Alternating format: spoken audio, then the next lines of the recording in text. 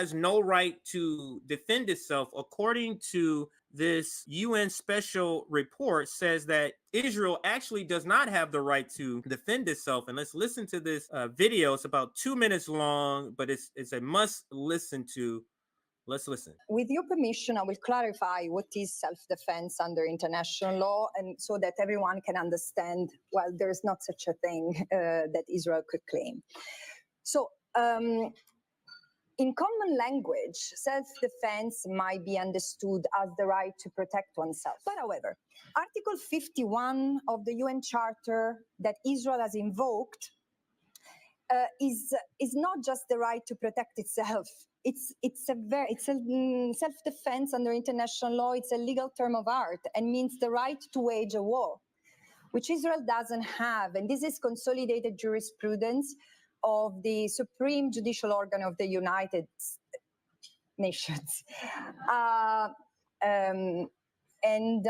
understand that the state practice might diverge, United States and Iraq, but the law remains the law, and this is what we should follow. So the right of self-defense can be invoked when a state is threatened by another state, which is not the case. Israel has not claimed that has been threatened by another state. It's been threatened by an armed group. Qualify it the way you want, but it's an armed group within the occupied territory. And frankly, even saying the war between Gaza and Israel is wrong, because Gaza is not a standalone.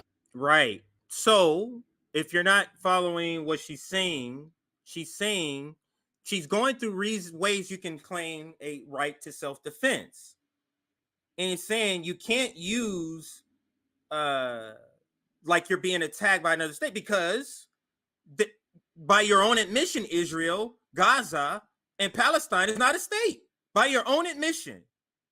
So you can't use that. I'm going to rewind it just a little bit here.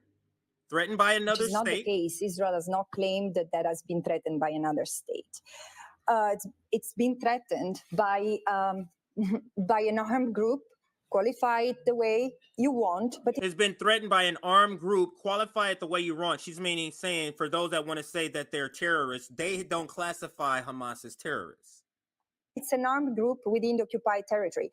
And frankly, even saying the war between Gaza and Israel is wrong, because saying the words Israel-Gaza war is wrong because Gaza is not a sovereign country.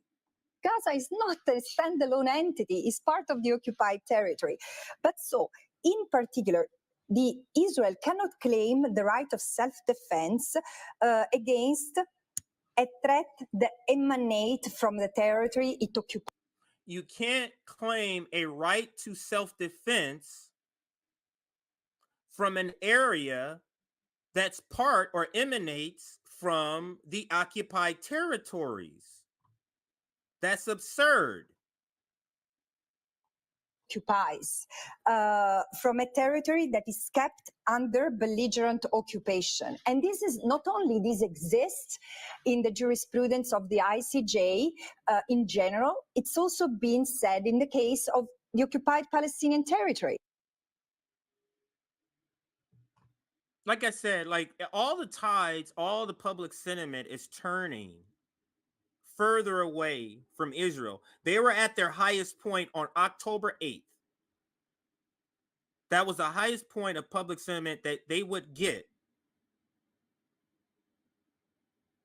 Once people start finding out what actually was happening, what's happening on the ground, and your response, that public sentiment has already shifted. It's already shifted.